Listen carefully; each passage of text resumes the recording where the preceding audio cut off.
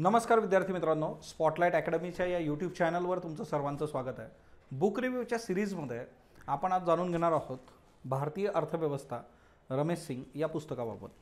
हे पुस्तक जे आहे तर हे तुम्हाला वेगवेगळ्या कुठल्याही बुक लिस्टमध्ये तुम्ही बघितलं की कुठली सिव्हिल सर्व्हिसची इन्स्टिट्यूट असेल किंवा टॉपरची बुक लिस्ट असेल तर त्याच्यामध्ये हमखास तुम्हाला इकॉनॉमिक्समध्ये रमेश सिंग इंडियन इकॉनॉमी जे आहे भारतीय अर्थव्यवस्था हे पुस्तक हमखास दिसतं आणि याची ही 15वी आवृत्ती आहे 2023-24 साठीची।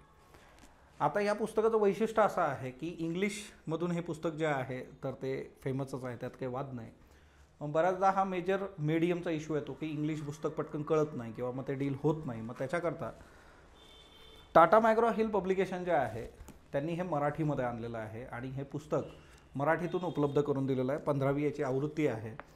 आता तसं बघायला गेलं तर हे एक बेस्ट सेलर बुक आहे आणि ते ज्यावेळेस मराठीमध्ये येतं तर ऑब्वियसली जे आहे आपण ते बघणं किंवा चालणं अपेक्षित आहे। आता मुळात हे जे बुक आहे या बुकचा जर तुम्ही विचार केला तर आपण जर आताच्या परीक्षांचा विचार केला तर सगळ्यात महत्त्वाचं जे आहे की आता इंटरिम बजेट आलेलं आहे, परंतु जे आहे इकॉनॉमिक सर्वे नाही आहे आपल्या हातात। पण आता येणाऱ्या काळामध्ये आपल्या एक्झाम्स आहेत, UPSC असेल, राज्यसेवा असेल, मग त्या केसमध्ये ह्या पुस्तकामध्ये करंटनुसार जे आहेत तर ते बदल आहेत। जसं मागचा जो आहे 22-23चा इकॉनॉमिक सर्वे, त्याच्यानंतर जे आहे बजेट, त्याचबरोबर जे आहे की सर्वात महत्त्वाचं इकॉनॉमीमध्ये एक आस्पेक्ट जो असतो बघा तर कन्सेप्ट्स, शब्दकोश असं यांनी याला म्हटलेलं आहे। वेगवेगळ्या ज्या कन्सेप्ट्स असतात त्या खूप प्रॉपरली देणं, म्हणजे बऱ्याचदा असं होऊन जातं की ह्या कन्सेप्ट वाचून पण एखाद दोन प्रश्न आपला तिथंच क्लिअर होऊन जातो।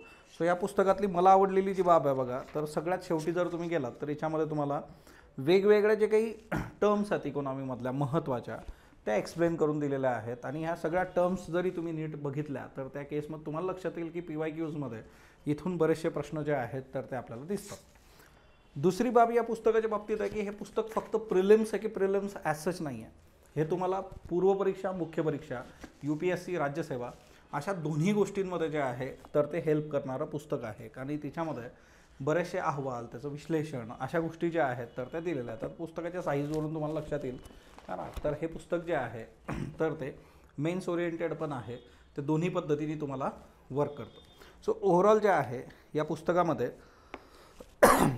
यांनी काय केलेलं आहे की रुटीन जो सिलेबस आहे, जसं फॉर एक्झाम्पल कृषी असेल, उद्योग असेल, सेवा असेल, त्याचं पण करंट ॲड केलेलं आहे। शेवटी बघा इकॉनॉमी हा जो सब्जेक्ट आहे हा करंटला धरून चालणारा सब्जेक्ट आहे आणि ज्या पुस्तकाने करंटला धरून इकॉनॉमी डील केली तर ते आपल्यासाठी चांगलं असतं। ओके, सो हे पुस्तक तुम्ही जे आहे प्रत्येकाने एकदा नक्की बघा। ओके, आता एक मुद्दा येऊ शकतो की बऱ्याच विद्यार्थ्यांचं जे असतं की लँग्वेज जे आहे, आता याच्यात एक गोष्ट जे आहे की टायटल जे असतात, एखादं पुस्तक जर एकदम कंप्लीट मराठी करून टाकलं तर प्रॉब्लेम येतो।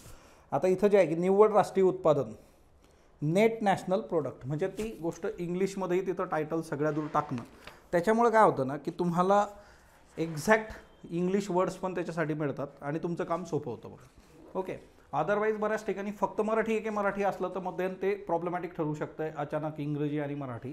सो याच्यामध्ये हेडिंग, सब हेडिंग जे आहेत तुम्हाला इंग्लिश, मराठी अशा दोन्ही याच्यात दिलेलं आहे, तर ते एक चांगली गोष्ट आहे जेणेकरून मग प्रॉब्लेम येत नाही।